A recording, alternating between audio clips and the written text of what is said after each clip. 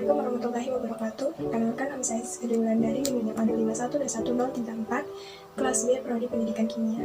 Baik, di sini saya akan menjelaskan soal kimia fisik. Berikut soalnya. Sebelum memasuki soal, amoniak adalah salah satu senyawa nitrogen yang sangat penting, terutama untuk bahan baku pupuk dalam skala industri. Amoniak diproduksi dengan proses Haber yang mereaksikan nitrogen dan hidrogen dengan katalis besi. Menurut reaksi, N2 dengan 3H2 membentuk 2NH3, dan delta H-nya sendiri sama dengan min 92 Kelvin.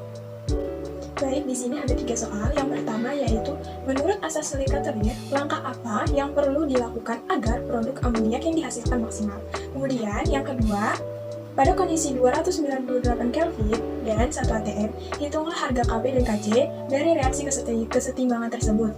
Jika diketahui delta G0F, RH3 sama dengan min 16,7 kJ per mol, dan delta G0F, N2 dan H2 sama dengan 0. Kemudian yang ketiga, hitunglah perubahan entalpi pada delta U dan delta A.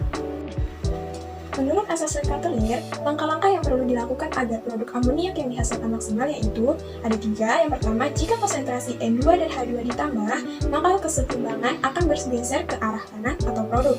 Kemudian yang kedua, jika volume diperkecil dan tekanan diperbesar ke jumlah koefisien yang kecil atau produk. Kemudian yang ketiga, jika suhu diturunkan, maka setimbang bergeser ke arah reaksi eksoterm ke kanan atau ke produk. Untuk mencari nilai harga Kp dan Kc, terlebih dahulu kita akan mencari nilai delta G. Nah, pada penyelesaian berikut, 2 delta G0F NH3 dikurang delta G0F N2 ditambah delta G0F H2. Di sini kenapa 2? Karena koefisien pada NH2 NH3 itu ada 2. Jadi kita masukkan nilainya 2 dikali dengan min 16,7 kJ per mol dikurang 0 kJ per mol ditambah 0 kJ per mol. Kemudian, hasil dari penjumlahan dan pengurangan dan pengalihan yaitu 33,4 kJ per mol. Kemudian, kita mencari harga dari Kp. Rumus yang kita pakai adalah ln Kp sama dengan delta G per nRT. Delta G tadi kita sudah dapat, namun masih dalam bentuk kilojoule. Kita ubah ke joule, maka 33,4 dikali 10 min 3 joule per mol. Karena 33,4 kJ per mol tadi dibagi dengan 1000 per 8,314 joule per mol Kelvin dikali dengan suhunya 298 Kelvin. Maka 33,4 kali 10 min 3 joule per mol dibagi dengan 24.477,572 joule per mol. Maka, ln Kp yang dihasilkan adalah min 13,48.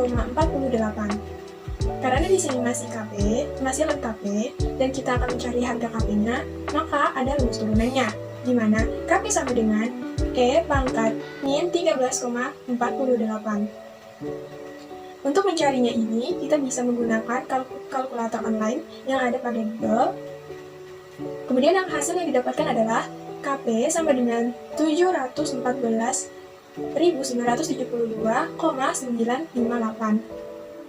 Baik, kita sekarang akan mencari harga dari Kc. Kc sama dengan Kp per RT delta N. Delta N sendiri di sini yaitu 2 dikurang 4 sama dengan 2. Kemudian Kc sama dengan 714.972,958 per 0,082 liter atm per mol Kelvin dikali dengan 298 Kelvin pangkat 2. Kemudian hasilnya 714.972,958 dibagi dengan 24,436 pangkat min 2. Hasil dari perpangkatan tadi yaitu 0,00168. Kemudian 714.972,958 ini dibagi dengan 0,000168 yang hasilnya yaitu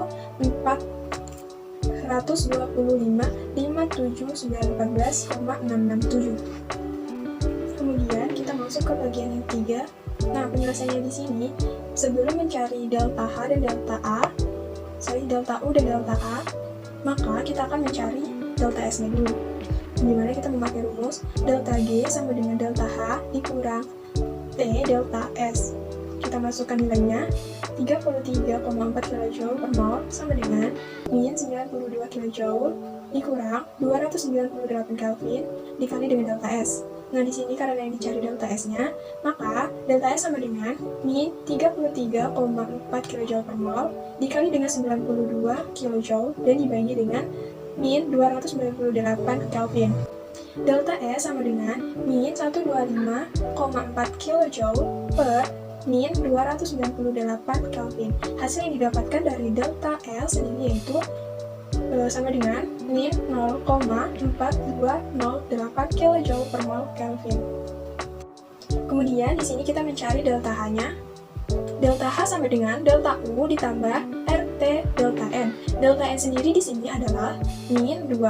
Jadi, min 92 kJ sama dengan delta U ditambah 8,314 Joule per mol Kelvin dikali dengan 298 Kelvin dan dikali dengan min 2. Min 92 kJ sama dengan delta U ditambah min 4955,144 Joule.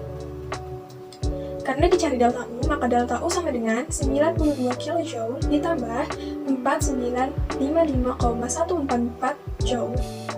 Delta U sama dengan 92 kJ ditambah 4,955144 kJ. Kenapa di sini 4,995144 kJ? Karena dari Joule diubah menjadi kilojoule. Maka hasil yang didapatkan yaitu delta U sama dengan 96,955144 kJ. Kemudian kita mencari nilai dari delta A. Rumus yang kita pakai adalah delta A sama dengan delta U dikurang T delta S.